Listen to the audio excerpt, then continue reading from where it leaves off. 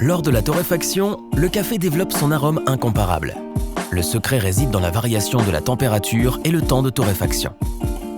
Lorsque les grains de café sont versés dans le tambour du torréfacteur, la température à l'intérieur de celui-ci oscille entre 150 et 220 degrés Celsius.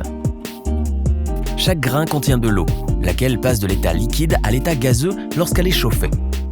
Le volume du grain augmente jusqu'à rompre ses parois.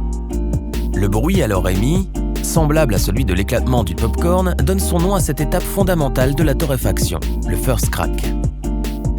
Quelle délicieuse odeur! La torréfaction claire est interrompue après le premier craquement, la torréfaction foncée souvent seulement après le deuxième. De plus grandes quantités de grains de café sont torréfiés dans une machine plus grande. Le maître torréfacteur vérifie constamment la couleur et la qualité des grains. Après tout, un bon café n'est pas une coïncidence.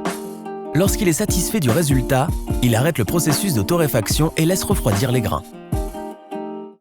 Plus la torréfaction est claire, plus le café est acide et léger et plus intenses sont les arômes qu'il développe. Plus la torréfaction est soutenue, plus le café sera noir, corsé, caramélisé et gagnera en amertume, idéal pour l'espresso. Pour que le café conserve ses arômes et son goût, il doit être correctement conditionné, c'est-à-dire dans un emballage hermétique. Il existe différentes méthodes de conditionnement du café. La valve de protection des arômes permet de libérer la surpression causée par les gaz naturels qui s'échappent des grains de café fraîchement torréfiés. Le café est maintenant prêt à être vendu. Notre conseil : conservez le café dans un récipient bien fermé dans un endroit frais.